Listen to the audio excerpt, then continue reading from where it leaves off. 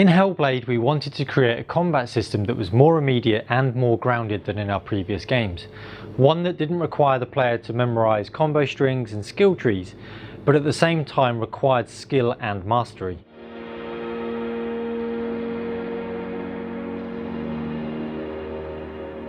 In previous diaries, we've talked about how our camera and controls have a very different feel, more intimate and subjective than the usual distant third-person cameras we normally have in our games. With this viewpoint came an opportunity to pursue a directional combat system where attacking and blocking could be done in one of 4 different directions. Like so many areas of game development, promising paths can lead to dead ends, and in this case it was becoming clear that directional combat was limiting gameplay. There were several issues. For one, directional combat limited the kind of animations that we could create. It also made multi-opponent combat very awkward because you couldn't use the movement stick to switch between enemies. And while directional combat was mechanically sound, it just didn't feel satisfying, and no matter how much we pushed it, always just felt mechanical. It was time to change tack. Juan joined the design team to focus on combat, and with him brought a fresh perspective. My approach was to focus on simple but tight core actions, like fast and slow attacks, blocking and evading, but work on making them flow really responsibly and intuitively. Our combat system asks the player to make tactical choices instead of relying on memorizing and executing complex combos, although there's still a fair amount of depth to the moves that you can perform. With the movement stick no longer used for directional combat, we could now focus on experimenting with fighting multiple enemies at the same time and how the player would flow between them. While Juan was making great progress, development time was running out, and as we only have 2 animators covering all of Senua and all of the enemies, we could see trouble ahead.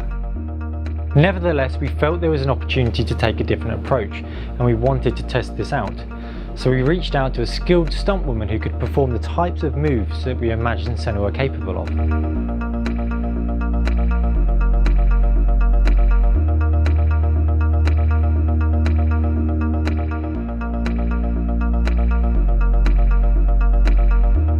We asked Chloe Bruce, who recently played Daisy Ridley's stunt double in Force Awakens, to come to the studio for a test. Using the game as reference, we wanted to see if Chloe could match the timings and flow of Senua rather than doing it the other way around, which is how it's normally done. After half a day of capturing, we went to work to see if we could translate this back into the game. So we tested a couple of combat strings out to see how quick the workflow was and also what quality we could achieve in the time. I had to make tweaks to the general timing and also poses. We managed to create 2 playable combos in pretty much a day. This would have taken a lot longer traditionally. The great thing about that is that I can then focus on the things that we can't really motion capture, like some of the more outlandish actions in the game. With the help of Chloe, we proved that we could make combat work for Senua, but we still needed to find someone to represent all of the enemies in the game, and we found that with Kali Nell.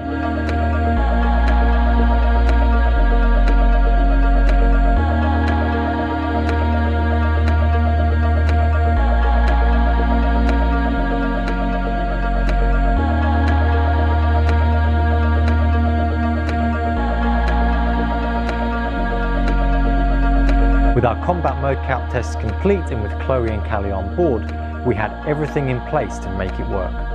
We couldn't use our internal studio because the ceiling was too low and the space too small, so we booked the Imaginarium Studios in London to capture the rest of the combat. And over the next 2 days at Imaginarium, we captured as much as we could for both Senua and all of the enemies.